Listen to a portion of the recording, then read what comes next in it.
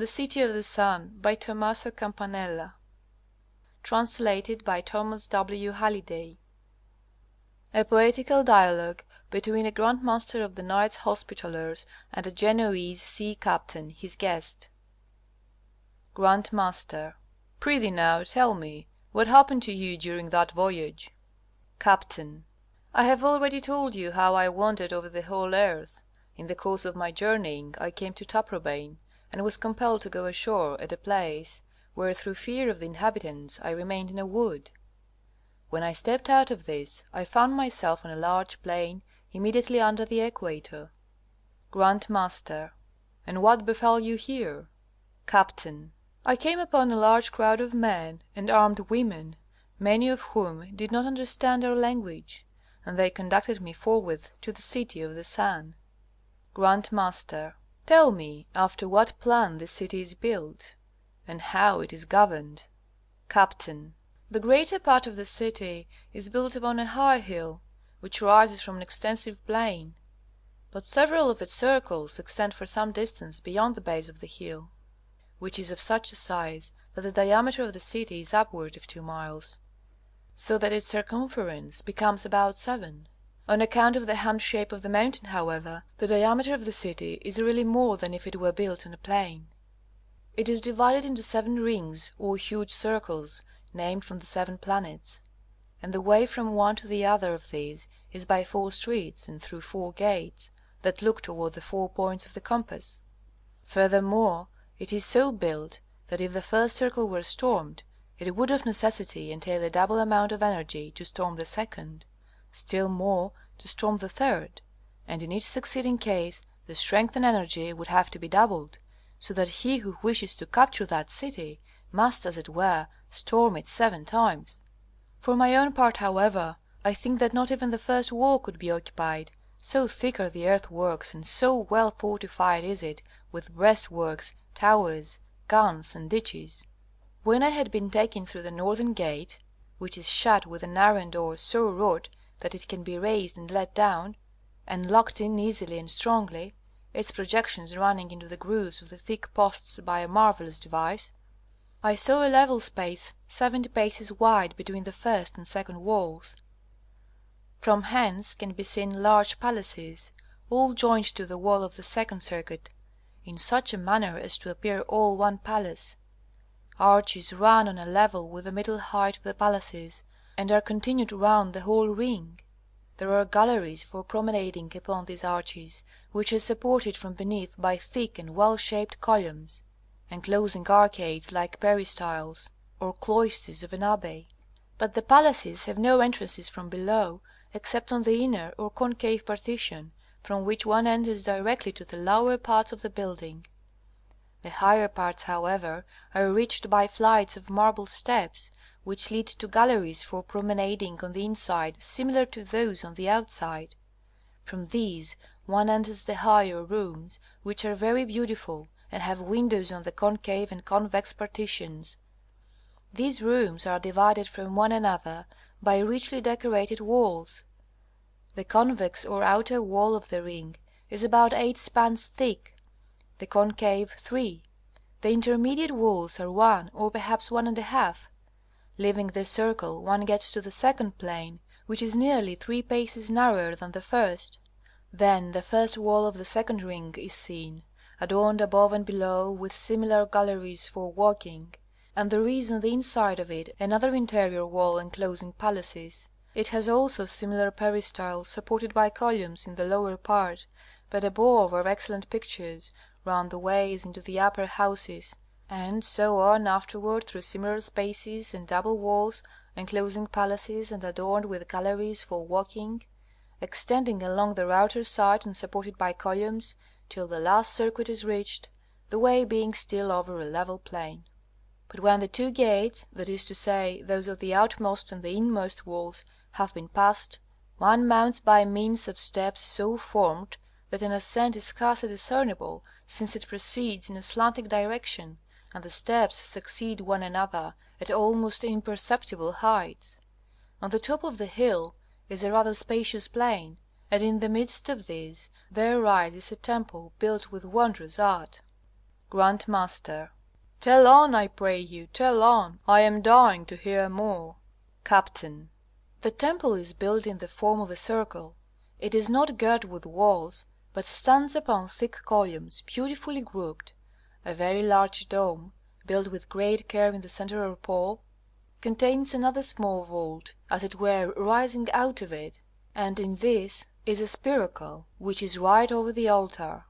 There is but one altar in the middle of the temple, and this is hedged round by columns. The temple itself is on a space of more than 350 paces.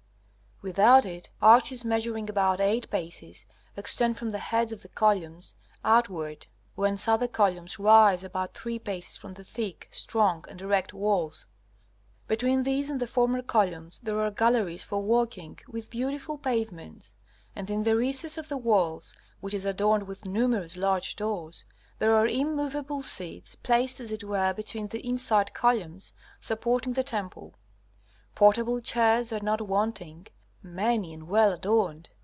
Nothing is seen over the altar but a large globe, upon which the heavenly bodies are painted, and another globe, upon which there is a representation of the earth.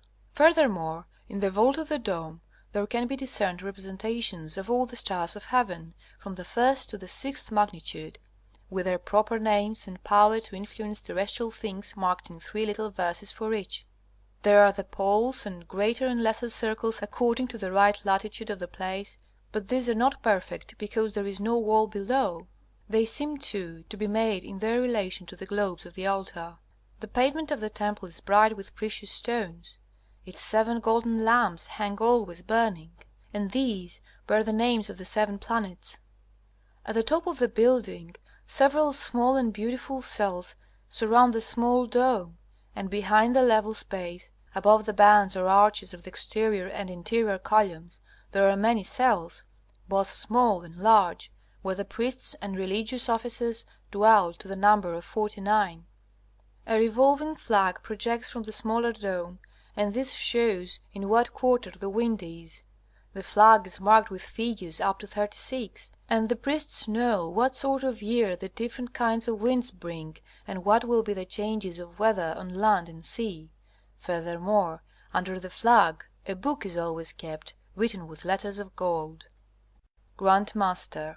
I pray you, worthy hero, explain to me their whole system of government, for I am anxious to hear it. Captain. The great ruler among them is a priest whom they call by the name Hoh, though we should call him Metaphysic. He is head over all in temporal and spiritual matters, and all business and lawsuits are settled by him as the supreme authority. 3 princes of equal power, namely Pon, Sin, and Mor, assist him, and these in our tongue we should call Power, Wisdom, and Love. To Power belongs the care of all matters relating to war and peace. He attends to the military arts, and next to Hoh he is ruler of every affair of a warlike nature.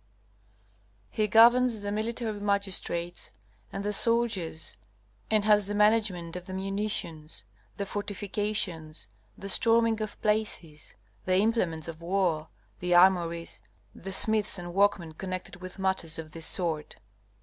But Wisdom is the ruler of the liberal arts, of mechanics, of all sciences with their magistrates and doctors, and of the discipline of the schools.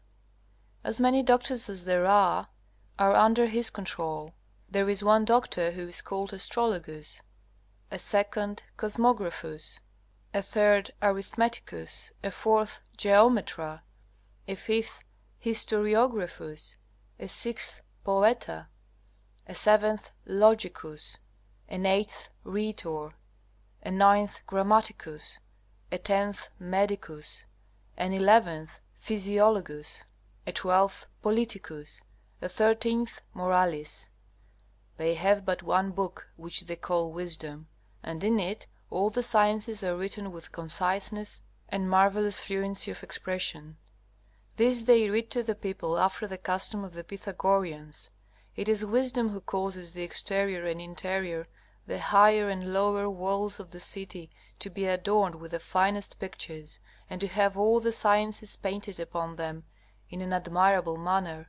On the walls of the temple and on the dome, which is let down when the priest gives an address, lest the sounds of his voice being scattered should fly away from his audience, there are pictures of stars in their different magnitudes, with the powers and motions of each expressed separately in 3 little verses. On the interior wall of the first circuit all the mathematical figures are conspicuously painted, figures more in number than Archimedes or Euclid discovered, marked symmetrically, and with the explanation of them neatly written and contained each in a little verse. There are definitions and propositions, and so on.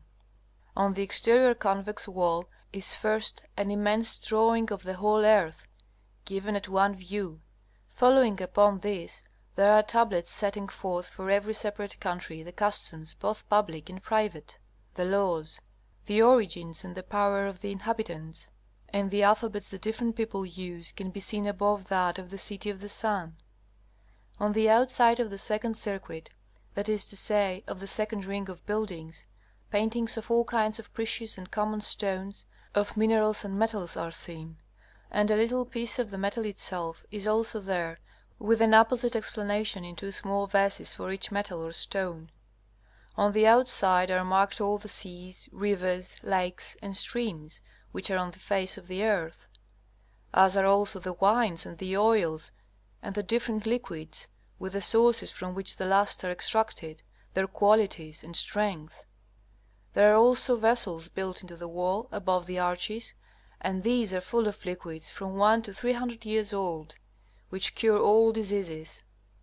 Hail and snow, storms and thunder, and whatever else takes place in the air, are represented with suitable figures and little verses. The inhabitants even have the art of representing in stone all the phenomena of the air, such as the wind, rain, thunder, the rainbow, and so on.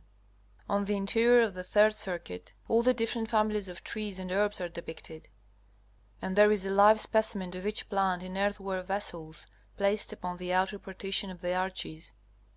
With the specimens there are explanations as to where they were first found, what are their powers and natures, and resemblances to celestial things and to metals, to parts of the human body and to things in the sea, and also as to their uses in medicine, and so on. On the exterior wall are all the races of fish found in rivers, lakes, and seas, and their habits and values and ways of breeding, training, and living, the purposes for which they exist in the world, and their uses to man. Further, their resemblances to celestial and terrestrial things, produced both by nature and art, are so given that I was astonished when I saw a fish which was like a bishop, one like a chain, another like a garment, a fourth like a nail, a fifth like a star, and others like images of those things existing among us, the relation in each case being completely manifest. There are sea urchins to be seen, and the purple shellfish and mussels, and whatever the watery world possesses worthy of being known is there fully shown in marvelous characters of painting and drawing. On the fourth interior wall all the different kinds of birds are painted, with their natures, sizes, customs, colors, manners of living, and so on, and the only real phoenix is possessed by the inhabitants of this city.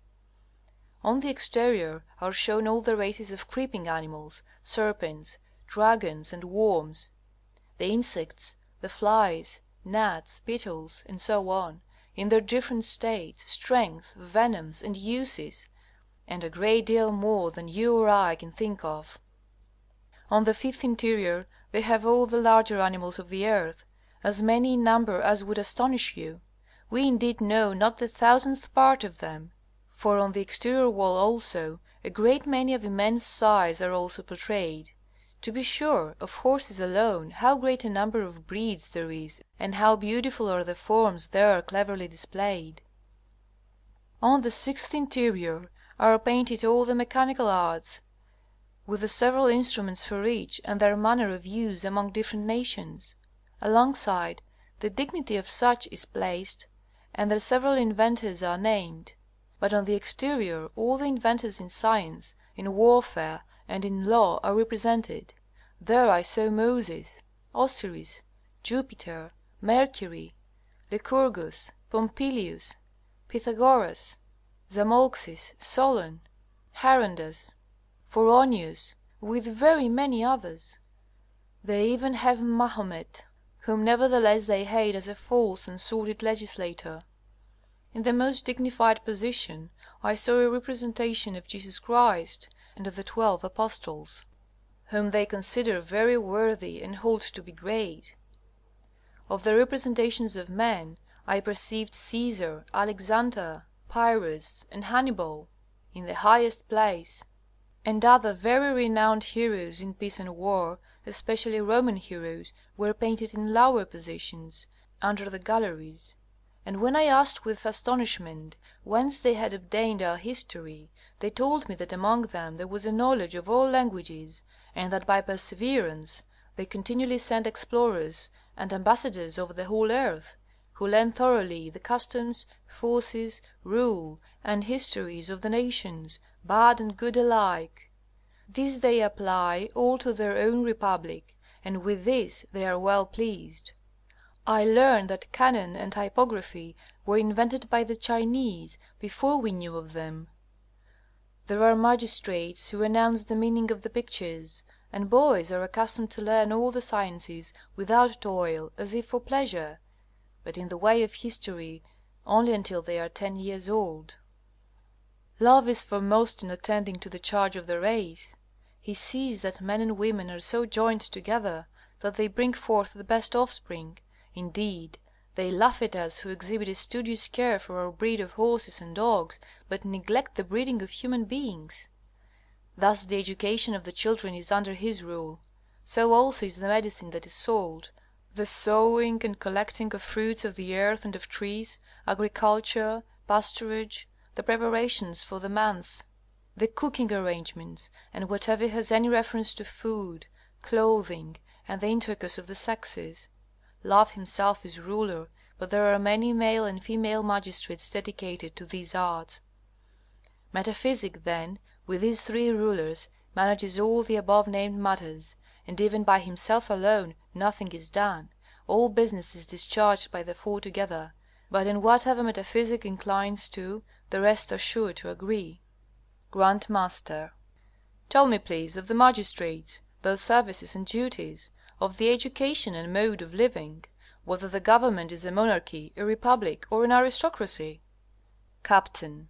This race of men came there from India, flying from the sword of the Magi, a race of plunderers and tyrants who laid waste their country, and they determined to lead a philosophic life in fellowship with one another. Although the community of wives is not instituted among the other inhabitants of their province, among them it is in use after this manner: all things are common with them, and their dispensation is by the authority of the magistrates. Arts and honors and pleasures are common, and are held in such a manner that no one can appropriate anything to himself. They say that all private property is acquired and improved for the reason that each one of us by himself has his own home and wife and children. From this self-love springs. For when we raise a son to riches and dignities, and leave an heir to much wealth, we become either ready to grasp at the property of the state, if in any case fear should be removed from the power which belongs to riches and rank, or avaricious, crafty, and hypocritical, if anyone is of slender purse, little strength, and mean ancestry. But when we have taken away self-love, there remains only love for the state. Grandmaster. Under such circumstances no one will be willing to labor, while he expects others to work, on the fruit of whose labors he can live, as Aristotle argues against Plato. Captain. I do not know how to deal with that argument, but I declare to you that they burn with so great a love for their fatherland as I could scarcely have believed possible, and indeed with much more than the histories tell us belonged to the Romans, who fell willingly for their country, inasmuch as they have to a greater extent surrendered their private property. I think truly that the friars and monks and clergy of our country, if they were not weakened by love for their kindred and friends, or by the ambition to rise to higher dignities, would be less fond of property, and more imbued with a spirit of charity toward all, as it was in the time of the apostles, and is now in a great many cases. Grandmaster. St. Augustine may say that, but I say that among this race of men friendship is worth nothing, since they have not the chance of conferring mutual benefits on one another. Capt. Nay, indeed, for it is worth the trouble to see that no one can receive gifts from another. Whatever is necessary they have. They receive it from the community, and the magistrate takes care that no one receives more than he deserves. Yet nothing necessary is denied to anyone. Friendship is recognized among them in war, in infirmity, in the art contests, by which means they aid one another mutually by teaching. Sometimes they improve themselves mutually with praises, with conversation, with actions, and out of the things they need. All those of the same age call one another brothers. They call all over 22 years of age fathers. Those that are less than 22 are named sons. Moreover, the magistrates govern well, so that no one in the fraternity can do injury to another. Grandmaster. And how? Capt. As many names of virtues as there are among us, so many magistrates there are among them. There is a magistrate who is named Magnanimity, another Fortitude, a third Chastity, a fourth Liberality, a fifth Criminal and Civil Justice, a sixth Comfort, a seventh Truth, an eighth Kindness, a tenth Gratitude, an 11th Cheerfulness, a 12th Exercise, a 13th Sobriety, and so on. They are elected to duties of that kind, each one to that duty for excellence in which he is known from boyhood to be most suitable. Wherefore among them neither robbery, nor clever murders, nor lewdness, incest, adultery, or other crimes of which we accuse one another can be found. They accuse themselves of ingratitude and malignity when anyone denies a lawful satisfaction to another, of indolence, of sadness, of anger, of scurrility, of slander, and of lying, which curseful thing they thoroughly hate. Accused persons undergoing punishment are deprived of the common table and other honors until the judge thinks that they agree with their correction. Grandmaster. Tell me the manner in which the magistrates are chosen. Capt. You would not rightly understand this unless you first learn their manner of living. That you may know, then, men and women wear the same kind of garment, suited for war. The women wear the toga below the knee, but the men above, and both sexes are instructed in all the arts together. When this has been done as a start, and before their 3rd year, the boys learn the language and the alphabet on the walls by walking round them. They have 4 leaders and 4 elders, the first to direct them, the second to teach them, and these are men approved beyond all others. After some time they exercise themselves with gymnastics, running, quoits, and other games, by means of which all their muscles are strengthened alike. Their feet are always bare, and so are their heads, as far as the 7th ring. Afterward they lead them to the offices of the trades, such as shoemaking, cooking, metal working, carpentry, painting, and so on, in order to find out the bent of the genius of each one after their 7th year, when they have already gone through the mathematics on the walls. They take them to the readings of all the sciences. There are 4 lectures at each reading, and in the course of 4 hours the 4 in their order explain everything. For some take physical exercise, or busy themselves with public services or functions. Others apply themselves to reading. Leaving these studies, all are devoted to the more abstruse subjects, to mathematics, to medicine, and to other sciences. There are continual debate and studied argument among them, and after a time they become magistrates of those sciences or mechanical arts in which they are the most proficient, for every one follows the opinion of his leader and judge, and goes out to the plains to the works of the field, and for the purpose of becoming acquainted with the pasturage of the dumb animals. And they consider him the more noble and renowned who has dedicated himself to the study of the most arts and knows how to practise them wisely. Wherefore they laugh at us in that we consider our workmen ignoble, and hold those to be noble who have mastered no pursuit, but live in ease and are so many slaves, given over to their own pleasure and lasciviousness, and thus, as it were, from a school of vices so many idle and wicked fellows go forth to the ruin of the state. The rest of the officials, however, are chosen by the four chiefs, Hoch, Pon, Sin, and Mor, and by the teachers of that art over which they are fit to preside. And these teachers know well who is most suited for rule. Certain men are proposed by the magistrates in council, they themselves not seeking to become candidates, and he opposes who knows anything against those brought forward for election, or, if not, speaks in favor of them. But no one attains to the dignity of Hoch except him who knows the histories of the nations, and their customs and sacrifices and laws, and their form of government, whether a republic or a monarchy. He must also know the names of the lawgivers and the inventors in science, and the laws and the history of the earth, and the heavenly bodies. They think it also necessary that he should understand all the mechanical arts, the physical sciences, astrology, and mathematics. Nearly every 2 days they teach a mechanical art. They are not allowed to overwork themselves, but frequent practice and the paintings render learning easy to them. Not too much care is given to the cultivation of languages, as they have a goodly number of interpreters who are grammarians in the state.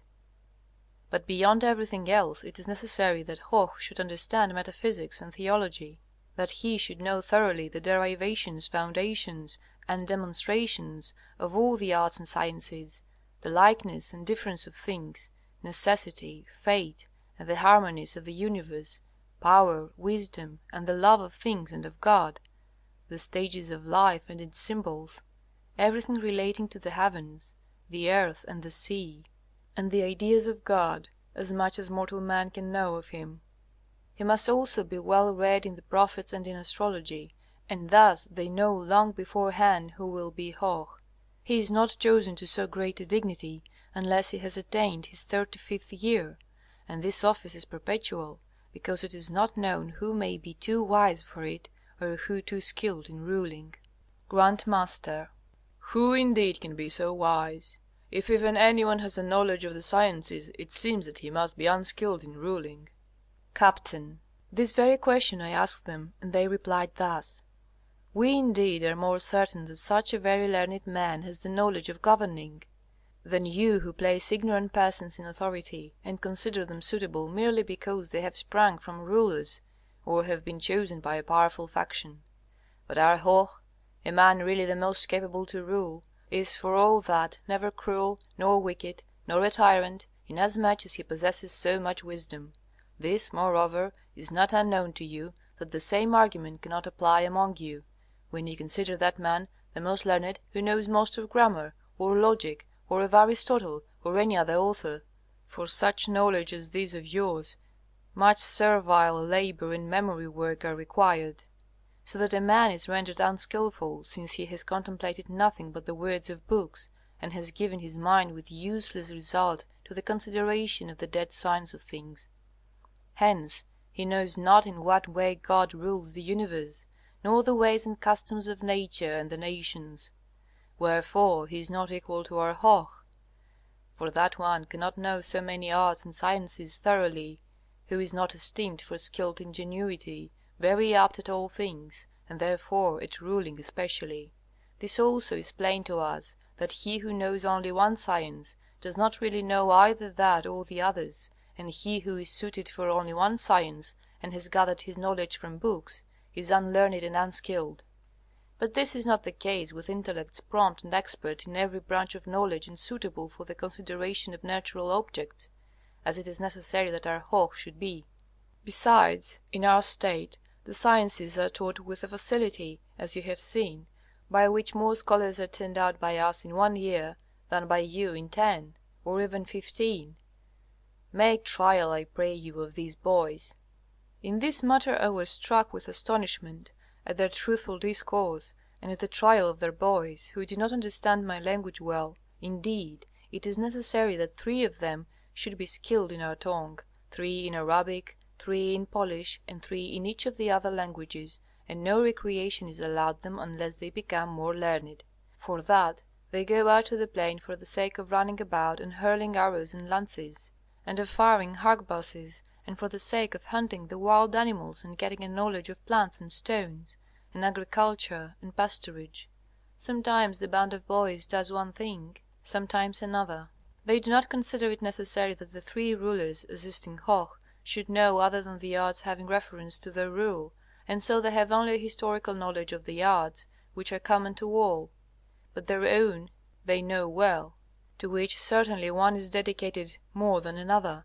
Thus power is the most learned in the equestrian art, in marshalling the army, in the marking out of camps, in the manufacture of every kind of weapon, and of warlike machines, in planning stratagems, and in every affair of a military nature. And for these reasons they consider it necessary that these chiefs should have been philosophers, historians, politicians, and physicists. Concerning the other 2 triumvirs, understand remarks similar to those I have made about power. Grandmaster. I really wish that you would recount all their public duties, and would distinguish between them, and also that you would tell clearly how they are all taught in common. Captain. They have dwellings in common, and dormitories, and couches, and other necessaries. But at the end of every 6 months they are separated by the masters. Some shall sleep in this ring, some in another, some in the first apartment, and some in the second, and these apartments are marked by means of the alphabet on the lintel. There are occupations, mechanical and theoretical, common to both men and women, with this difference, that the occupations which require more hard work and walking a long distance are practised by men, such as ploughing, sowing, gathering the fruits, working in the threshing floor, and perchance at the vintage. But it is customary to choose women for milking the cows, and for making cheese. In like manner they go to the gardens near to the outskirts of the city, both for collecting the plants and for cultivating them.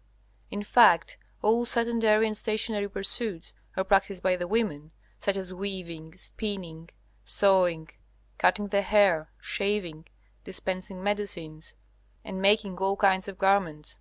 They are, however, excluded from working in wood and the manufacture of arms. If a woman is fit to paint, she is not prevented from doing so. Nevertheless, music is given over to the women alone, because they please the more, and of a truth to boys also. But the women have not the practice of the drum and the horn. And they prepare their feasts and arrange the tables in the following manner. It is the peculiar work of the boys and girls under 20 to wait at the tables. In every ring there are suitable kitchens, barns, and stores of utensils for eating and drinking, and over every department an old man and an old woman preside. These two have at once the command of those who serve, and the power of chastising or causing to be chastised those who are negligent or disobedient, and they also examine and mark each one, both male and female, who excels in his or her duties. All the young people wait upon the older ones who have passed the age of 40, and in the evening, when they go to sleep, the master and mistress command that those should be sent to work in the morning upon whom in succession the duty falls, 1 or 2, to separate apartments. The young people, however, wait upon one another, and that, alas, with some unwillingness. They have first and second tables, and on both sides there are seats. On one side sit the women, on the other the men, and as in the refectories of the monks, there is no noise. While they are eating, a young man reads a book from a platform, intoning distinctly and sonorously, and often the magistrates question them upon the more important parts of the reading. And truly it is pleasant to observe in what manner these young people, so beautiful and clothed in garments so suitable, attend to them, and to see at the same time so many friends, brothers, sons, fathers and mothers, all in their turn living together with so much honesty, propriety, and love. So each one is given a napkin, a plate, fish, and a dish of food. It is the duty of the medical officers to tell the cooks what repasts shall be prepared on each day, and what food for the old, what for the young, and what for the sick. The magistrates receive the full grown and fatter portion, and they from their share always distribute something to the boys at the table who have shown themselves more studious in the morning at the lectures and debates concerning wisdom and arms. And this is held to be one of the most distinguished honours, For 6 days they ordain to sing with music at table. Only a few, however, sing, or there is one voice accompanying the lute, and one for each other instrument, and when all alike in service join their hands, nothing is found to be wanting. The old men, placed at the head of the cooking business and of the refectories of the servants, praise the cleanliness of the streets, the houses, the vessels, the garments, the workshops, and the warehouses. They wear white undergarments, to which adheres a covering, which is at once coat and leggings without wrinkles. The borders of the fastenings are furnished with globular buttons, extended round and caught up here and there by chains. The coverings of the legs descend to the shoes, and are continued even to the heels.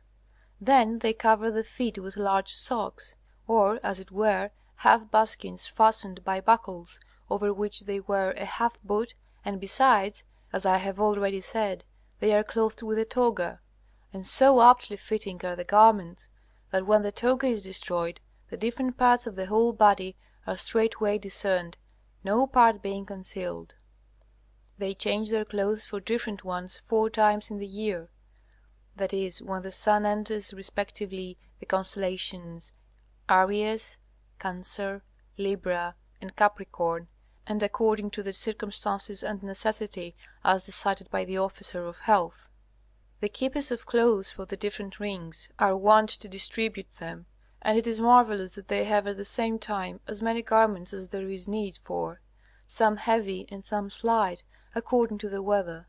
They all use white clothing, and this is washed in each month with lye or soap, as are also the workshops of the lower trades, the kitchens, the pantries, the barns, the storehouses, the armories, the refectories, and the baths.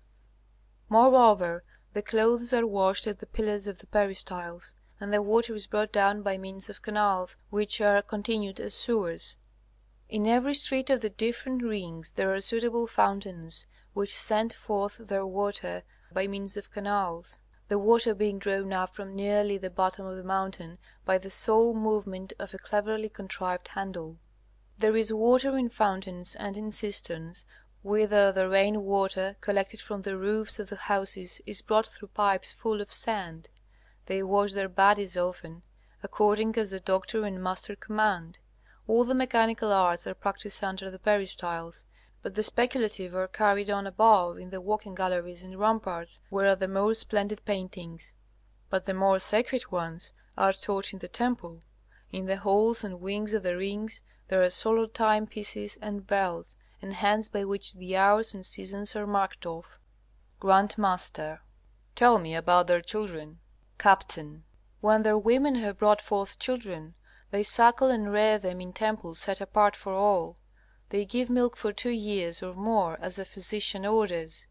After that time the weaned child is given into the charge of the mistresses, if it is a female, and to the masters, if it is a male, and then, with other young children, they are pleasantly instructed in the alphabet, and in the knowledge of the pictures, and in running, walking, and wrestling, also in the historical drawings, and in languages, and they are adorned with a suitable garment of different colors. After their 6th year they are taught natural science, and then the mechanical sciences. The men who are weak in intellect are sent to farms, and when they have become more proficient some of them are received into the state, and those of the same age and born under the same constellation are especially like one another in strength and in appearance, and hence arises much lasting concord in the state, these men honoring one another with mutual love and help. Names are given to them by Metaphysicus, and that not by chance, but designedly, and according to each one's peculiarity, as was the custom among the ancient Romans.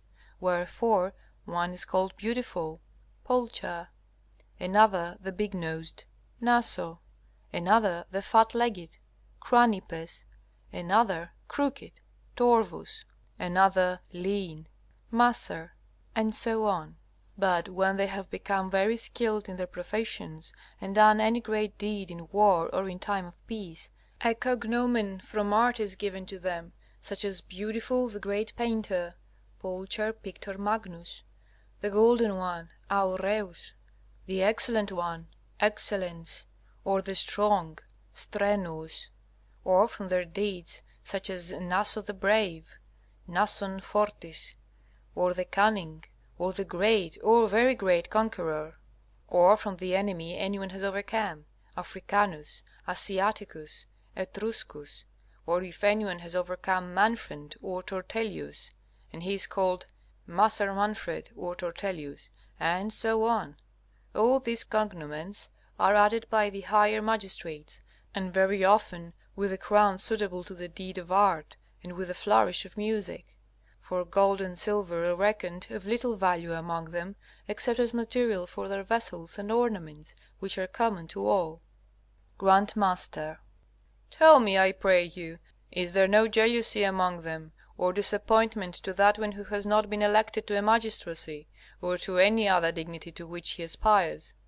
Captain. Certainly not, for no one wants either necessaries or luxuries. Moreover, the race is managed for the good of the commonwealth, and not of private individuals, and the magistrates must be obeyed. They deny what we hold, namely, that it is natural to man to recognize his offspring and to educate them, and to use his wife and house and children as his own. For they say that children are bred for the preservation of the species, and not for individual pleasure, as St. Thomas also asserts. Therefore the breeding of children has reference to the commonwealth and not to individuals, except in so far as they are constituents of the commonwealth. And since individuals for the most part bring forth children wrongly and educate them wrongly, they consider that they remove destruction from the state, and therefore for this reason, with most sacred fear, they commit the education of the children, who, as it were, are the element of the republic, to the care of magistrates. For the safety of the community is not that of a few. And thus they distribute male and female breeders of the best natures according to philosophical rules. Plato thinks that this distribution ought to be made by lot, lest some men, seeing that they are kept away from the beautiful women, should rise up with anger and hatred against the magistrates. And he thinks further that those who do not deserve cohabitation with the more beautiful women should be deceived while the lots are being led out of the city by the magistrates, so that at all times the women who are suitable should fall to their lot, not those whom they desire. This shrewdness, however, is not necessary among the inhabitants of the City of the Sun, for with them deformity is unknown. When the women are exercised, they get a clear complexion and become strong of limb, tall and agile, and with them beauty consists in tallness and strength. Therefore, if any woman dyes her face so that it may become beautiful, or uses high-heeled boots so that she may appear tall, or garments with trains to cover her wooden shoes, she is condemned to capital punishment. But if the women should even desire them, they have no facility for doing these things. For who indeed would give them this facility? Further, they assert that among us abuses of this kind arise from the leisure and sloth of women. By this means they lose their color and have pale complexions, and become feeble and small. For this reason they are without proper complexions, use high sandals, and become beautiful not from strength, but from slothful tenderness. And thus they ruin their own tempers and natures, and consequently those of their offspring. Furthermore, if at any time a man is taken captive with ardent love for a certain woman, the two are allowed to converse and joke together, and to give one another garlands of flowers or leaves, and to make verses. But if the race is endangered, by no means is further union between them permitted. Moreover, the love born of eager desire is not known among them, only that born of friendship. Domestic affairs and partnerships are of little account, because, accepting the sign of honor, each one receives what he is in need of. To the heroes and heroines of the republic it is customary to give the pleasing gifts of honor, beautiful wreaths, sweet food, or splendid clothes, while they are feasting. In the daytime all use white garments within the city, but at night or outside the city they use red garments, either of wool or silk. They hate black as they do dung, and therefore they dislike the Japanese, who are fond of black. Pride they consider the most execrable vice, and one who acts proudly is chastised with the most ruthless correction. Wherefore no one thinks it lowering to wait at table or to work in the kitchen or fields. All work they call discipline, and thus they say that it is honorable to go on foot, to do any act of nature, to see with the eye, and to speak with the tongue, and when there is need, they distinguish philosophically between tears and spittle. Every man who, when he is told off to work, does his duty, is considered very honorable. It is not the custom to keep slaves, for they are enough and more than enough for themselves. But with us, alas, it is not so. In Naples there exist 70,000 souls, and out of these scarcely 10,000 or 15,000 do any work, and they are always lean from overwork, and are getting weaker every day. The rest become a prey to idleness, avarice, ill health, lasciviousness, usury, and other vices, and contaminate and corrupt very many families by holding them in servitude for their own use, by keeping them in poverty and slavishness, and by imparting to them their own vices. Therefore public slavery ruins them. Useful works in the field, in military service, and in arts, except those which are debasing, are not cultivated, the few who do practice them doing so with much aversion. But in the City of the Sun, while duty and work are distributed among all, it only falls to each one to work for about 4 hours every day. The remaining hours are spent in learning joyously, in debating, in reading, in reciting, in writing, in walking, in exercising the mind and body, and with play. They allow no game which is played while sitting, neither the single die, nor dice, nor chess, nor others like this; but they play with the ball, with the sack, with the hoop, with wrestling, with hurling at the stake. They say, moreover, that grinding poverty renders men worthless, cunning, sulky, thievish, insidious, vagabonds, liars, false witnesses, and so on, and that wealth makes them insolent, proud, ignorant, traitors, assumers of what they know not, deceivers, boasters, wanting in affection, slanderers, and so on. But with them all the rich and poor together make up the community. They are rich because they want nothing, poor because they possess nothing, and consequently they are not slaves to circumstances, but circumstances serve them, and on this point they strongly recommend the religion of the Christians, and especially the life of the Apostles. Grandmaster. This seems excellent and sacred, but the community of women is a thing too difficult to attain. The Holy Roman Clement says that wives ought to be common in accordance with the apostolic institution, and praises Plato and Socrates, who thus teach. But the glossary interprets this community with regard to obedience, and Tertullian agrees with the glossary that the first Christians had everything in common except wives. Captain. These things I know little of, but this I saw among the inhabitants of the City of the Sun, that they did not make this exception, and they defend themselves by the opinion of Socrates, of Cato, of Plato, and of St. Clement, but, as you say, they misunderstand the opinions of these thinkers, and the inhabitants of the Solar City ascribe this to their want of education, since they are by no means learned in philosophy. Nevertheless, they send abroad to discover the customs of nations, and the best of this they always adopt. Practice makes the women suitable for war and other duties. Thus they agree with Plato, in whom I have read these same things. The reasoning of Cajetan does not convince me, and least of all that of Aristotle. This thing, however, existing among them is excellent and worthy of imitation, namely, that no physical defect renders a man incapable of being serviceable, except the decrepitude of old age, since even the deformed are useful for consultation. The lame serve as guards, watching with the eyes which they possess. The blind card wool with their hands, separating the down from the hairs, with which latter they stuff the couches and sofas.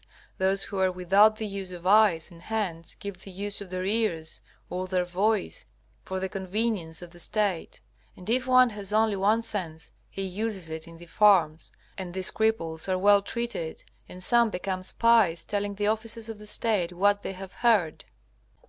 Grandmaster. Tell me now, I pray you, of their military affairs. Then you may explain their arts, ways of life, and sciences, and lastly their religion. Captain. The triumvir power has under him all the magistrates of arms, of artillery, of cavalry, of foot soldiers, of architects, and of strategists. And the masters and many of the most excellent workmen obey the magistrates, the men of each art paying allegiance to their respective chiefs. Moreover, power is at the head of all the professors of gymnastics, who teach military exercise, and who are prudent generals advanced in age. By these the boys are trained after the 12th year. Before this age, however, they have been accustomed to wrestling, running, throwing the weight, and other minor exercises under inferior masters. But at 12 they are taught how to strike at the enemy, at horses and elephants, to handle the spear, the sword, the arrow, and the sling, to manage the horse, to advance and to retreat, to remain in order of battle, to help a comrade in arms, to anticipate the enemy by cunning, and to conquer. The women are also taught these arts under their own magistrates and mistresses, so that they may be able, if need be, to render resistance to the males in battles near the city. They are taught to watch the fortifications, lest at some time a hasty attack should suddenly be made. In this respect they praise the Spartans and Amazons. The women know well also how to let fly fiery balls, and how to make them from lead, how to throw stones from pinnacles, and to go in the way of an attack. They are accustomed also to give up wine unmixed altogether, and that one is punished most severely who shows any fear. The inhabitants of the City of the Sun do not fear death, because they all believe that the soul is immortal, and that when it has left the body it is associated with other spirits, wicked or good, according to the merits of this present life. Although they are partly followers of Brahma and Pythagoras, they do not believe in the transmigration of souls, except in some cases by a distinct decree of God. They do not abstain from injuring an enemy of the republic and of religion who is unworthy of pity. During the 2nd month the army is reviewed, and every day there is practice of arms, either in the cavalry plain or within the walls. Nor are they ever without lectures on the science of war. They take care that the accounts of Moses, of Joshua, of David, of Judas Maccabeus, of Caesar, of Alexander, of Scipio, of Hannibal, and other great soldiers should be read. And then each one gives his own opinion as to whether these generals acted well or ill, usefully or honorably, and then the teacher answers and says who were right. Grandmaster. With whom do they wage war, and for what reasons, since they are so prosperous? Captain. Wars might never occur, nevertheless they are exercised in military tactics and in hunting, lest perchance they should become effeminate and unprepared for any emergency. Besides, there are 4 kingdoms in the island, which are very envious of their prosperity, for this reason, that the people desire to live after the manner of the inhabitants of the City of the Sun, and to be under their rule rather than that of their own kings. Wherefore the state often makes war upon these, because, being neighbors, they are usurpers and live impiously, since they have not an object of worship, and do not observe the religion of other nations or of the Brahmins. And other nations of India, to which formerly they were subject, rise up as it were in rebellion, as also do the Taprobennese, whom they wanted to join them at first. The warriors of the City of the Sun, however, are always the victors. As soon as they suffered from insult or disgrace or plunder, or when their allies have been harassed or a people have been oppressed by a tyrant of the state, for they are always the advocates of liberty, they go immediately to the council for deliberation, after they have knelt in the presence of God, that he might inspire their consultation. They proceed to examine the merits of the business, and thus war is decided on. Immediately after, a priest, whom they call forensic, is sent away. He demands from the enemy the restitution of the plunder, asks that the allies should be freed from oppression, or that the tyrant should be deposed. If they deny these things, war is declared by invoking the vengeance of God, the God of Sabaoth, for destruction of those who maintain an unjust cause. But if the enemy refuse to reply, the priest gives him the space of 1 hour for his answer, if he is a king, but 3 if it is a republic, so that they cannot escape giving a response, And in this manner is war undertaken against the insolent enemies of natural rights and of religion. When war has been declared, the deputy of power performs everything, but power, like the Roman dictator, plans and wills everything, so that hurtful tardiness may be avoided. And when anything of great moment arises, he consults Hoh and wisdom and love. Before this, however, the occasion of war and the justice of making an expedition are declared by a herald in the great council. All from 20 years and upward are admitted to this council, and thus the necessaries are agreed upon. All kinds of weapons stand in the armories, and these they use often in sham fights. The exterior walls of each ring are full of guns prepared by their labours, and they have other engines for hurling, which are called cannons, and which they take into battle upon mules and asses and carriages. When they have arrived in an open plain, they enclose in the middle of the provisions, engines of war, chariots, ladders, and machines, and all fight courageously. Then each one returns to the standards, and the enemy, thinking that they are giving and preparing to flee, are deceived and relax their order. When the warriors of the City of the Sun, wheeling into wings and columns on each side, regain their breath and strength, and ordering the artillery to discharge their bullets, they resume the fight against a disorganized host. And they observe many ruses of this kind. They overcome all mortals with their stratagems and engines. Their camp is fortified after the manner of the Romans. They pitch their tents and fortify with wall and ditch with wonderful quickness. The masters of works, of engines and hurling machines, stand ready, and the soldiers understand the use of the spade and the axe. 5, 8, or 10 leaders, learned in the order of battle and in strategy, consult together concerning the business of war, and command their bands after consultation. It is their wont to take out with them a body of boys, armed and on horses, so that they may learn to fight, just as the whelps of lions and wolves are accustomed to blood. And these in time of danger betake themselves to a place of safety, along with many armed women. After the battle the women and boys soothe and relieve the pain of the warriors, and wait upon them and encourage them with embraces and pleasant words. How wonderful a help is this! For the soldiers, in order that they may acquit themselves as sturdy men in the eyes of their wives and offspring, endure hardships, and so love makes them conquerors. He who in the fight first scales the enemy's walls receives after the battle of a crown of grass, as a token of honor. And at the presentation the women and boys applaud loudly. That one who affords aid to an ally gets a civic crown of oak leaves. He who kills a tyrant dedicates his arms in the temple, and receives from Hoh the cognomen of his deed, and other warriors obtain other kinds of crowns. Every horse soldier carries a spear and 2 strongly tempered pistols, narrow at the mouth, hanging from his saddle, and to get the barrels of their pistols narrow they pierce the metal which they intend to convert into arms. Further, every cavalry soldier has a sword and a dagger, but the rest, who form the light armed troops, carry a metal cudgel. For if the foe cannot pierce their metal for pistols and cannot make swords, they attack him with clubs, shatter and overthrow him. 2 chains of 6 spans length hang from the club, and at the end of these are iron balls, and when these are aimed at the enemy, they surround his neck and drag him to the ground, and in order that they may be able to use the club more easily, they do not hold the reins with their hands, but use them by means of the feet, if perchance the reins are interchanged above the trappings of the saddle.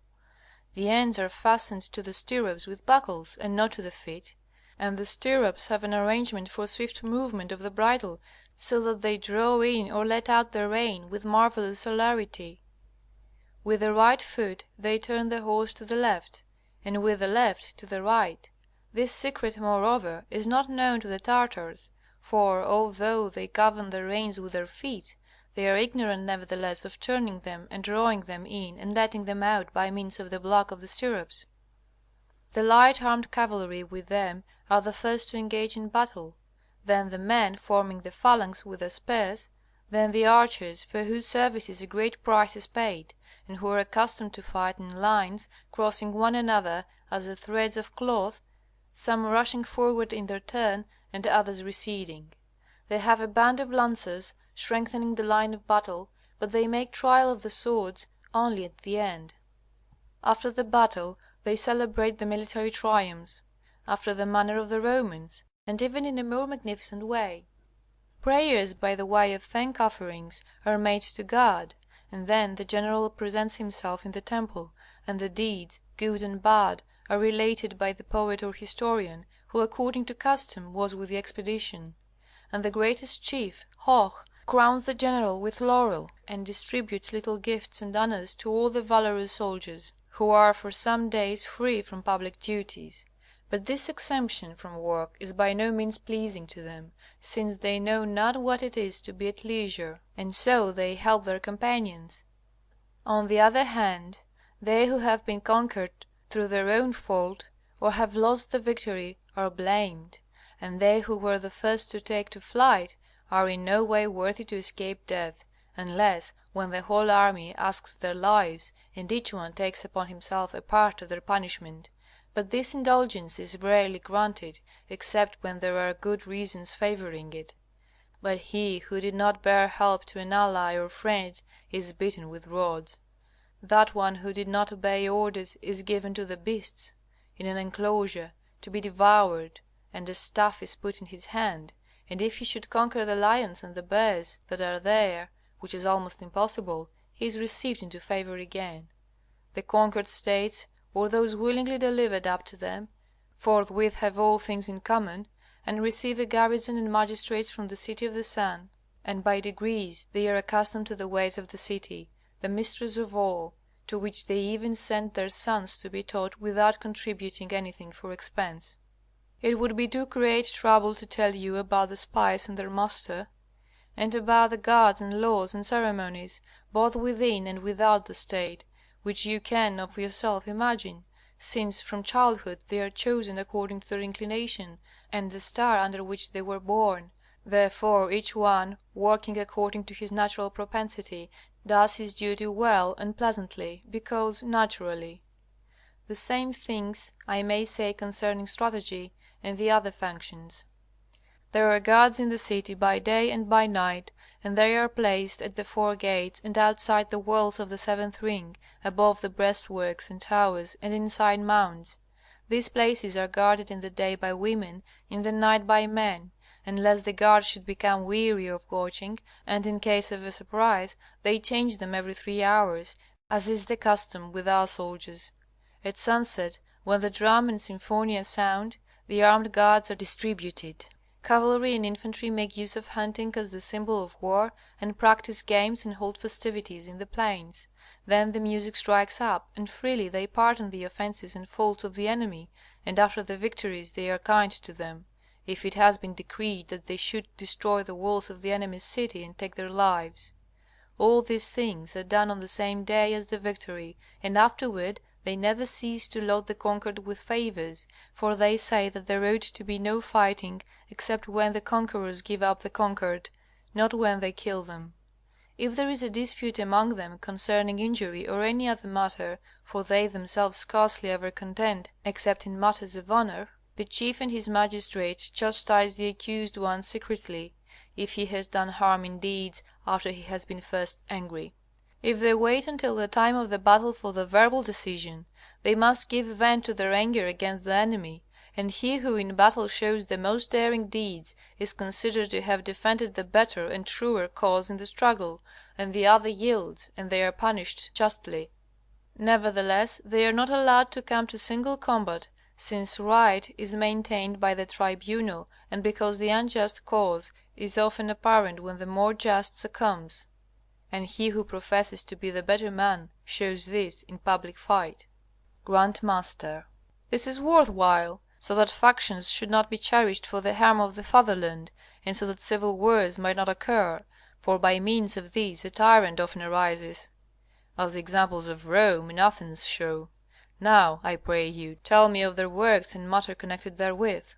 Captain. I believe that you have already heard about their military affairs, and about their agriculture and pastoral life, and in what way these are common to them, and how they honor with the first grade of nobility whoever is considered to have knowledge of these. They who are skilful in more arts than these they consider still nobler, and they set that one apart for teaching the art in which he is most skilful. The occupations which require the most labor, such as working in metals and building, are the most praiseworthy among them. No one declines to go to these occupations, for the reason that from the beginning their propensities are well known, and among them, on account of the distribution of labor, no one does work harmful to him, but only that which is necessary for him. The occupations entailing less labor belong to the women. All of them are expected to know how to swim, and for this reason ponds are dug outside the walls of the city and within them near to the fountains. Commerce is of little use to them, but they know the value of money, and they account for the use of their ambassadors and explorers, so that with it they may have the means of living.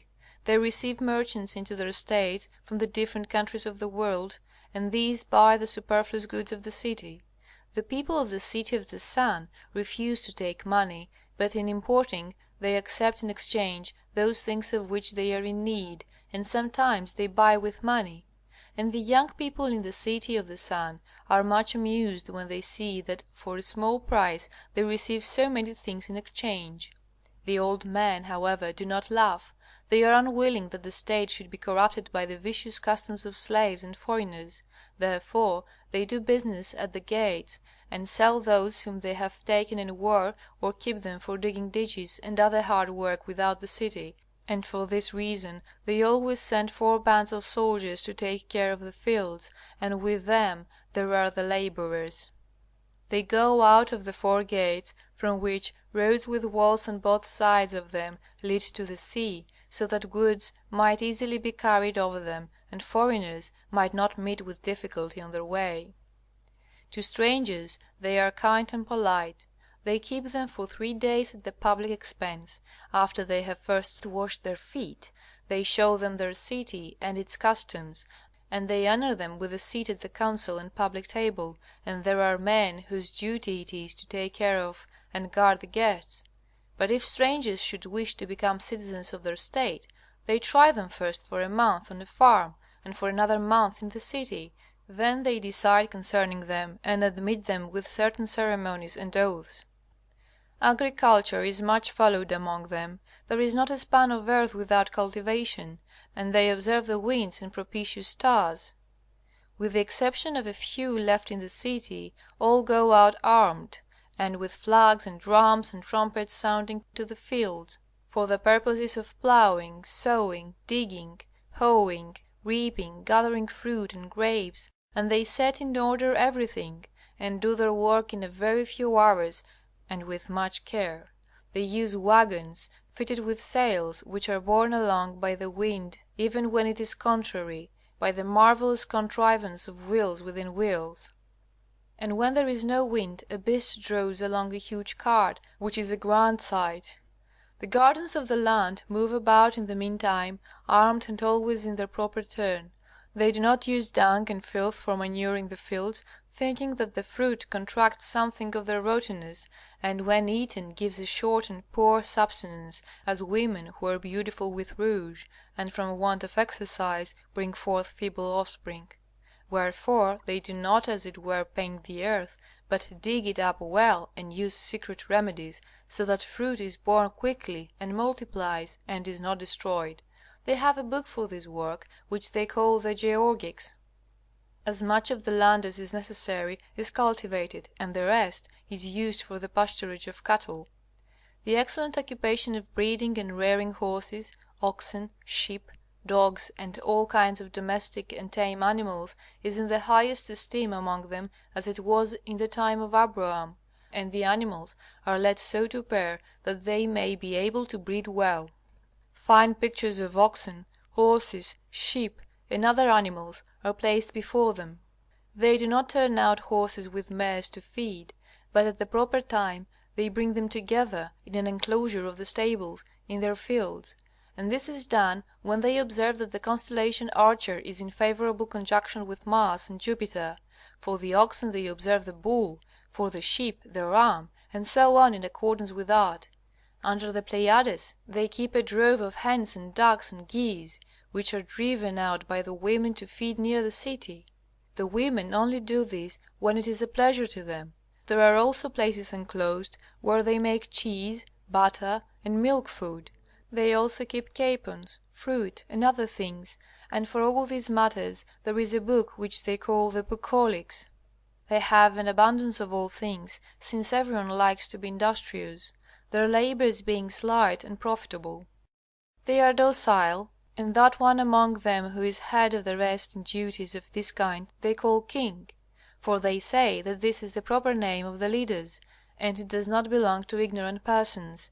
It is wonderful to see how men and women march together, collectively, and always in obedience to the voice of the king, nor do they regard him with loathing as we do, for they know that although he is greater than themselves, he is for all that their father and brother. They keep groves and woods for wild animals, and they often hunt.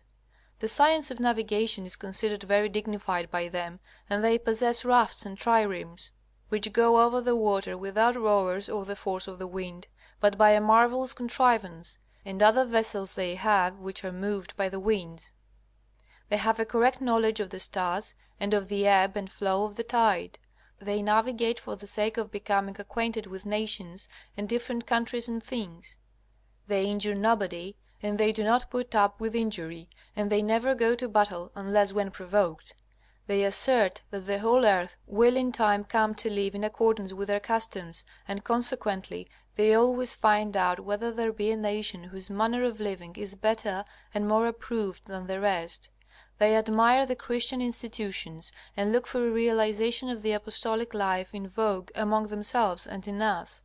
There are treaties between them and the Chinese, and many other nations both insular and continental, such as Siam and Calicut, which they are only just able to explore.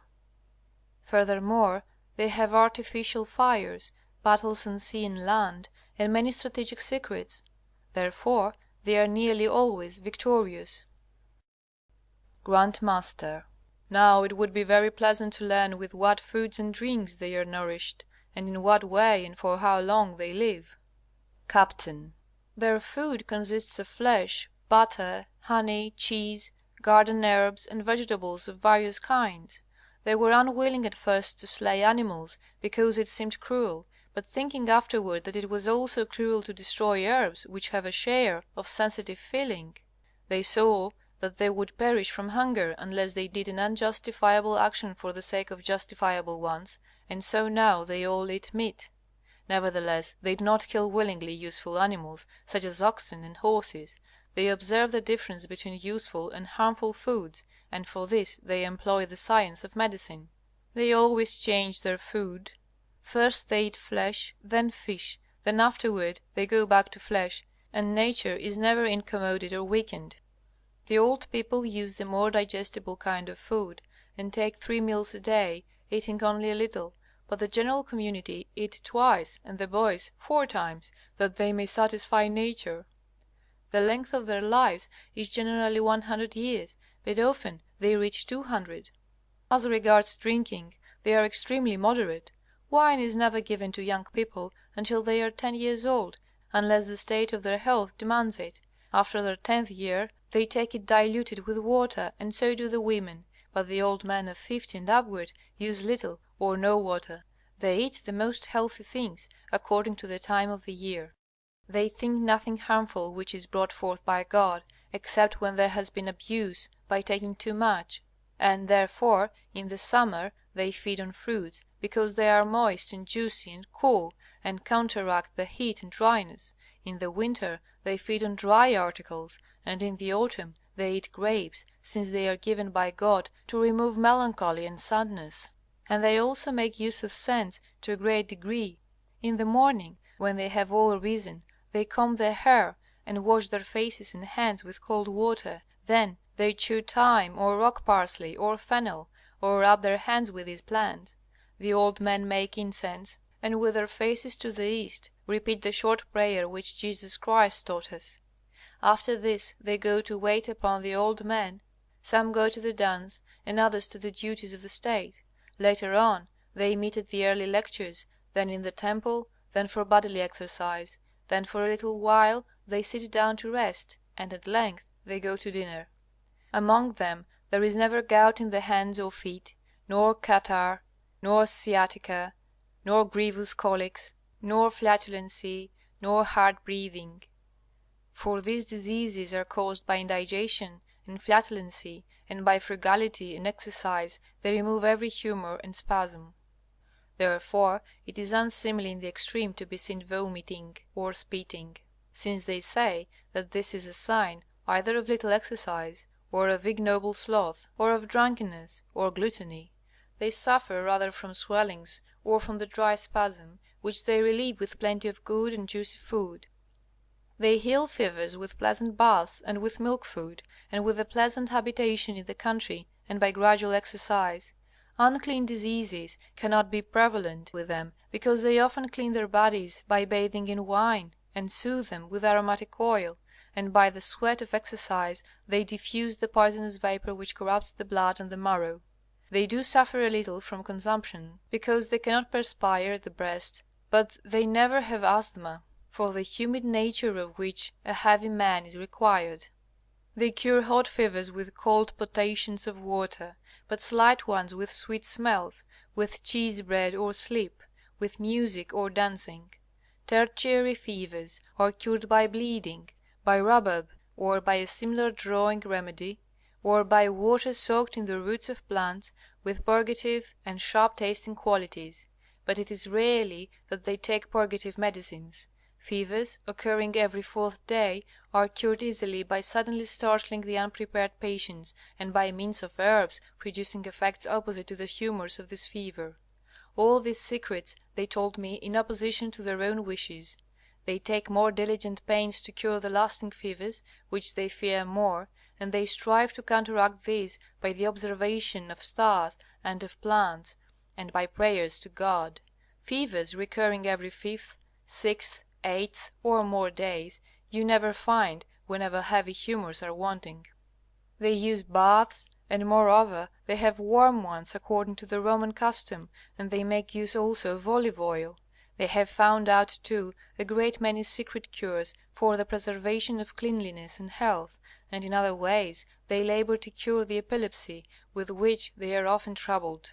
Grandmaster. A sign this disease is of wonderful cleverness, for from it Hercules, Scotus, Socrates, Callimachus, and Mahomet have suffered. Captain. They cure by means of prayers to heaven, by strengthening the head, by acids, by plant gymnastics, and with fat cheese bread sprinkled with the flour of wheat and corn.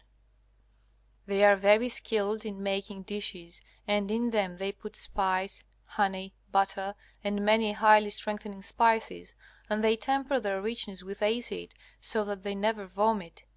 They do not drink ice-cold drinks, nor artificial hot drinks as the Chinese do, for they are not without aid against the humours of the body, on account of the help they get from the natural heat of the water, but they strengthen it with crushed garlic, with vinegar, with wild thyme, with mint, and with basil, in the summer, or in time of special heaviness. They know also a secret for renovating life after about the 70th year, and for ridding it of affliction, and this they do by a pleasing and indeed wonderful art. Grandmaster. Thus far you have said nothing concerning their sciences and magistrates. Captain. Undoubtedly I have, but since you are so curious, I will add more. Both when it is new moon and full moon they call a council after a sacrifice. To this all from 20 years upward are admitted, and each one is asked separately to say what is wanting in the state, and which of the magistrates have discharged their duties rightly and which wrongly. Then after 8 days all the magistrates assemble, to wit, Hoh first, and with him Power, Wisdom, and Love. Each one of the three last has 3 magistrates under him, making in all 13, and they consider the affairs of the arts pertaining to each one of them. Power of war, wisdom of the sciences, love of food, clothing, education, and breeding. The masters of all the bands, who are captains of tens, of fifties, of hundreds, also assemble, the women first and then the men. They argue about those things which are for the welfare of the state, and they choose the magistrates from among those who have already been named in the great council. In this manner they assemble daily, Hoh and his 3 princes, and they correct, confirm, and execute the matters passing to them, as decisions in the elections. Other necessary questions they provide of themselves. They do not use lots, unless when they are altogether doubtful how to decide.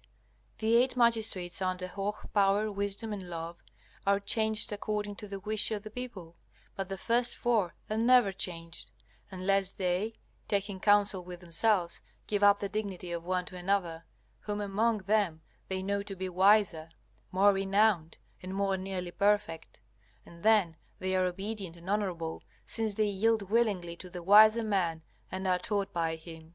This, however, rarely happens. The principles of the sciences, except metaphysic, who is Hoh himself, and is, as it were, the architect of all science, having rule over all, are attached to wisdom. Hoh is ashamed to be ignorant of any possible thing. Under wisdom, therefore, are grammar, logic, physics, medicine, astrology, astronomy, geometry, cosmography, music, perspective, arithmetic, poetry, rhetoric, painting, sculpture. Under the triumvir Love are breeding, agriculture, education, medicine, clothing, pasturage, coining. Grandmaster. What about their judges? Captain. This is the point I was just thinking of explaining. Everyone is judged by the first master of his trade, and thus all the head artificers are judges. They punish with exile, with flogging, with blame, with deprivation of the common table, with exclusion from the church and from the company of women. When there is a case in which great injury has been done, it is punished with death, and they repay an eye with an eye, a nose for a nose, a tooth for a tooth, and so on, according to the law of retaliation. If the offence is wilful, the council decides. When there is strife, and it takes place undesignedly, the sentence is mitigated. Nevertheless, not by the judge, but by the triumvirate, from whom even it may be referred to Hoh, not on account of justice, but of mercy, for Hoh is able to pardon. They have no prisons, except one tower for shutting up rebellious enemies, and there is no written statement of a case, which we commonly call a lawsuit, but the accusation and witnesses are produced in the presence of the judge and power. The accused person makes his defense, and he is immediately acquitted or condemned by the judge, and if he appeals to the triumvirate, on the following day he is acquitted or condemned. On the 3rd day he is dismissed through the mercy and clemency of Hoh, or receives the inviolable rigor of his sentence. An accused person is reconciled to his accuser and to his witnesses, as it were, with the medicine of his complaint, that is, with embracing and kissing. No one is killed or stoned unless by the hands of the people, the accuser and the witnesses beginning first, for they have no executioners and lictors, lest the state should sink into ruin. The choice of death is given to the rest of the people, who enclose the lifeless remains in little bags and burn them by the application of fire, while exhorters are present for the purpose of advising concerning a good death. Nevertheless, the whole nation laments and beseeches God that his anger may be appeased, being in grief that it should, as it were, have to cut off a rotten member of the state. Certain officers talk to and convince the accused man by means of arguments until he himself acquiesces in the sentence of death passed upon him, or else he does not die, but, if a crime has been committed against the liberty of the republic, or against God, or against the supreme magistrates, there is immediate censure without pity. These only are punished with death. He who is about to die is compelled to state in the presence of the people, and with religious scrupulousness, the reasons for which he does not deserve death, and also the sins of the others who ought to die instead of him, and further the mistakes of the magistrates. If, moreover, it should seem right to the person thus asserting, he must say why the accused ones are deserving of less punishment than he, and if by his arguments he gains the victory, he is sent into exile, and appeases the state by means of prayers and sacrifices and good life ensuing. They do not torture those named by the accused person, but they warn them. Sins of frailty and ignorance are punished only with blaming, and with compulsory continuation as learners under the law and discipline of those sciences or arts against which they have sinned. And all these things they have mutually among themselves, since they seem to be in very truth members of the same body, and one of another. This further I would have you know, that if a transgressor, without waiting to be accused, goes of his own accord before a magistrate, accusing himself and seeking to make amends, that one is liberated from the punishment of a secret crime, and since he has not been accused of such a crime, his punishment is changed into another. They take special care that no one should invent slander, and if this should happen, they meet the offense with the punishment of retaliation. Since they always walk about and work in crowds, 5 witnesses are required for the conviction of a transgressor. If the case is otherwise, after having threatened him, he is released after he has sworn an oath as the warrant of good conduct. Or if he is accused a second or third time, his increased punishment rests on the testimony of 3 or 4 witnesses. They have but few laws, and these short and plain, and written upon a flat table, and hanging to the doors of the temple, that is, between the columns. And on single columns can be seen the essences of things described in the very terse style of metaphysic, namely, the essences of God, of the angels, of the world, of the stars, of man, of fate, of virtue, all done with great wisdom.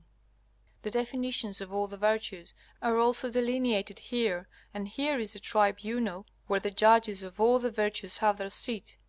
The definition of a certain virtue is written under that column where the judges for the aforesaid virtue sit, and when a judge gives judgment he sits and speaks thus: O son, thou hast sinned against this sacred definition of beneficence, or of magnanimity, or of another virtue, as the case may be.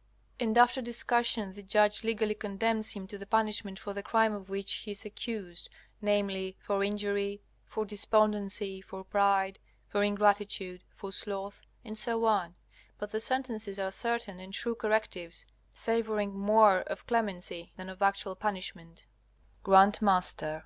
Now you ought to tell me about their priests, their sacrifices, their religion, and their belief. Captain. The chief priest is Hoh, and it is the duty of all the superior magistrates to pardon sins. Therefore the whole state, by secret confession, which we also use, tell their sins to the magistrates, who at once purge their souls and teach those that are inimical to the people. Then the sacred magistrates themselves confess their own sinfulness to the 3 supreme chiefs, and together they confess the faults of one another, though no special one is named, and they confess especially the heavier faults and those harmful to the state. At length the triumvirs confess their sinfulness to Hoh himself, who forthwith recognizes the kinds of sin that are harmful to the state, and succors with timely remedies. Then he offers sacrifices and prayers to God, and before this he confesses the sins of the whole people in the presence of God, and publicly in the temple, above the altar, as often as it had been necessary that the fault should be corrected. Nevertheless, no transgressor is spoken of by his name. In this manner he absolves the people by advising them that they should beware of sins of the aforesaid kind. Afterward he offers sacrifice to God that he should pardon the state and absolve it of its sins, and to teach and defend it. Once in every year the chief priests of each separate subordinate state confess their sins in the presence of Hoh. Thus he is not ignorant of the wrongdoings of the provinces, and forthwith he removes them with all human and heavenly remedies. Sacrifice is conducted after the following manner. Hoh asks the people which one among them wishes to give himself as a sacrifice to God for the sake of his fellows. He is then placed upon the 4th table, with ceremonies and the offering up of prayers. The table is hung up in a wonderful manner by means of 4 ropes passing through 4 cords, attached to firm pulley blocks in the small dome of the temple. This done, they cry to the God of mercy that he may accept the offering, not of a beast, as among the heathen, but of a human being. Then Hoh orders the rope to be drawn, and the sacrifice is pulled up above to the center of the small dome, and there it dedicates itself with the most fervent supplications. Food is given to it through a window by the priests who live around the dome, but it is allowed a very little to eat, until it has atoned for the sins of the state. There with prayer and fasting he cries to the God of heaven that he might accept its willing offering, and after 20 or 30 days, the anger of God being appeased, the sacrifice becomes a priest, or sometimes, though rarely, returns below by means of the outer way for the priests. Ever after this man is treated with great benevolence and much honor for the reason that he offered himself unto death for the sake of his country. But God does not require death. The priests above 24 years of age offer praises from their places in the top of the temple. This they do in the middle of the night, at noon, in the morning, and in the evening, to wit, 4 times a day they sing their chants in the presence of God. It is also their work to observe the stars and note with the astrolabe their motions and influences upon human things, and to find out their powers. Thus they know in what part of the earth any change has been, or will be, and at what time it has taken place, and they send to find whether the matter be as they have it. They make a note of predictions, true and false, so that they may be able from experience to predict most correctly. The priests, moreover, determine the hours for breeding and the days for sowing, reaping, and gathering the vintage, and are, as it were, the ambassadors and intercessors and connection between God and man. And it is from among them mostly that Hoh is elected. They write very learned treatises and search into the sciences. Below they never descend, unless for their dinner and supper, so that the essence of their heads do not descend to the stomachs and liver. Only very seldom, and that as a cure for the ills of solitude, do they have converse with women. On certain days Hoh goes up to them and deliberates with them concerning the matters which he has lately investigated for the benefit of the state and all the nations of the world. In the temple beneath, one priest always stands near the altar praying for the people, and at the end of every hour another succeeds him, just as we are accustomed in solemn prayer to change every 4th hour, and this method of supplication they call perpetual prayer. After a meal they return thanks to God.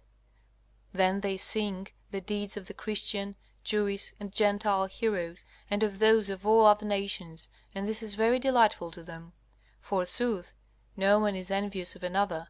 They sing a hymn to love, one to wisdom, and one each to all the other virtues, and this they do under the direction of the ruler of each virtue.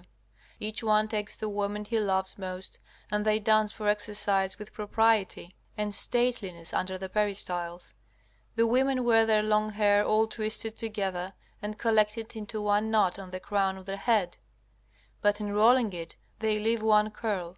The men, however, have one curl only, and the rest of their hair around the head is shaven off.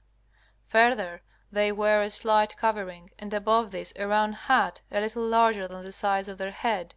In the fields they use caps, but at home each one wears a biretta, white, red, or another color, according to his trade or occupation.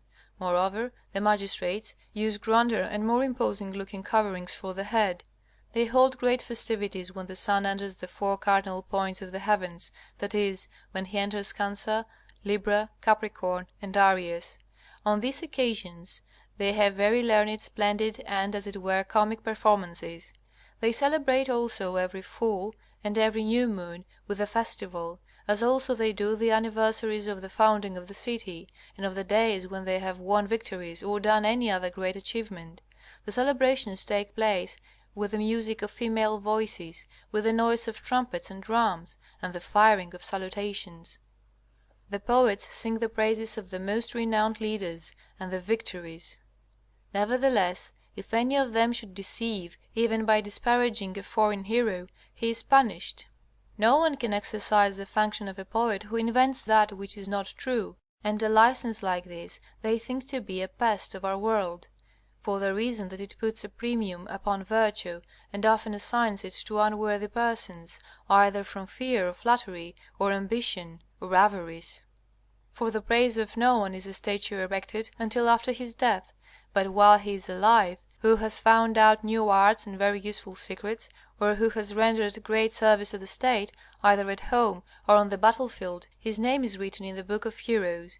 They do not bury dead bodies, but burn them, so that a plague may not arise from them, and so that they may be converted into fire, a very noble and powerful thing, which has its coming from the sun and returns to it, and for the above reasons no chance is given for idolatry. The statues and pictures of the heroes, however, are there, and the splendid women set apart to become mothers often look at them. Prayers are made from the state to the 4 horizontal corners of the world. In the morning to the rising sun, then to the setting sun, then to the south, and lastly to the north. and in the contrary order in the evening, first to the setting sun, to the rising sun, to the north, and at length to the south. They repeat but one prayer, which asks for health of body and of mind, and happiness for themselves and all people, and they conclude it with a petition, as it seems best to God. The public prayer for all is long, and it is poured forth to heaven. For this reason the altar is round, and is divided crosswise by ways at right angles to one another. By these ways Hoh enters after he has repeated the 4 prayers, and he prays looking up to heaven. And then a great mystery is seen by them. The priestly vestments are of a beauty and meaning like to those of Aaron. They resemble nature, and they surpass art. They divide the seasons according to the revolution of the sun, and not of the stars, and they observe yearly by how much time the one precedes the other. They hold that the sun approaches nearer and nearer, and therefore, by ever lessening circles, reaches the tropics and the equator every year a little sooner. They measure months by the course of the moon, years by that of the sun. They praise Ptolemy, admire Copernicus, but place Aristarchus and Philolaus before him. They take great pains in endeavoring to understand the construction of the world, and whether or not it will perish, and at what time. They believe that the true oracle of Jesus Christ is by the signs in the sun, in the moon, and in the stars, which signs do not thus appear to many of us foolish ones. Therefore they wait for the renewing of the age, and perchance for its end. They say that it is very doubtful whether the world was made from nothing, or from the ruins of other worlds, or from chaos, but they certainly think that it was made and did not exist from eternity. Therefore they disbelieve in Aristotle, whom they consider a logician and not a philosopher. From analogies they can draw many arguments against the eternity of the world. The sun and the stars they, so to speak, regard as the living representatives and signs of God, as the temples and holy living altars, and they honor but do not worship them. Beyond all other things they venerate the sun, but they consider no created thing worthy the adoration of worship. This they give to God alone, and thus they serve him, that they may not come into the power of a tyrant, and fall into misery by undergoing punishment by creatures of revenge. They contemplate and know God under the image of the sun, and they call it the sign of God, his face and living image, by means of which light, heat, life, and the making of all things, good and bad, proceed. Therefore they have built an altar like to the sun in shape, and the priests praise God in the sun and in the stars, as it were his altars, and in the heavens his temple as it were. And they pray to good angels, who are, so to speak, the intercessors living in the stars, their strong abodes. For God long since set signs of their beauty in heaven and of his glory in the sun. They say there is but one heaven, and that the planets move and rise of themselves when they approach the sun or are in conjunction with it. They assert 2 principles of the physics of things below, namely, that the sun is the father and the earth the mother. The air is an impure part of the heavens, while fire is derived from the sun. The sea is the sweat of earth, or the fluid of earth combusted and fused within its bowels, but is the bond of union between air and earth, as the blood is of the spirit and flesh of animals. The world is a great animal, and we live within it as worms live within us. Therefore we do not belong to the system of stars, sun, and earth, but to God only. For in respect to them which seek only to amplify themselves, we are born and live by chance, but in respect to God, whose instruments we are formed by prescience and design, and for a high end. Therefore we are bound to no Father but God, and receive all things from him. They hold as beyond question the immortality of souls, and that these associate with good angels after death, or with bad angels, according as they have likened themselves in this life to either. For all things seek their like. They differ little from us as to places of reward and punishment. They are in doubt whether there are other worlds beyond ours, and account it madness to say there is nothing. Non-entity is incompatible with the infinite entity of God. They lay down 2 principles of metaphysics: entity, which is the highest God, and nothingness, which is the defect of entity. Evil and sin come of the propensity to nothingness. the sin having its cause not efficient, but in deficiency. Deficiency is, they say, of power, wisdom, or will. Sin they place in the last of these three, because he who knows and has the power to do good is bound also to have the will, for will arises out of them. They worship God in Trinity, saying God is the supreme power, whence proceeds the highest wisdom, which is the same with God, and from this comes love, which is both power and wisdom. But they do not distinguish persons by name, as in our Christian law, which has not been revealed to them. This religion, when its abuses have been removed, will be the future mistress of the world, as great theologians teach and hope. Therefore Spain found the New World, though its first discoverer, Columbus, greatest of heroes, was a Genoese. That all nations should be gathered under one law. We know not what we do, but God knows, whose instruments we are. They sought new regions for lust of gold and riches, but God works to a higher end. The sun strives to burn up the earth, not to produce plants and men, but God guides the battle to great issues. His the praise, to him the glory. Grandmaster. Oh, if you knew what our astrologers say of the coming age, and of our age that has in it more history within 100 years than all the world had in 4,000 years before; of the wonderful inventions of printing and guns, and the use of the magnet, and how it all comes of Mercury, Mars, the Moon, and the Scorpion. Captain. Ah, well, God gives all in his good time. They astrologize too much. End of Section 7. End of The City of the Sun, by Tommaso Campanella, translated by Thomas W. Halliday.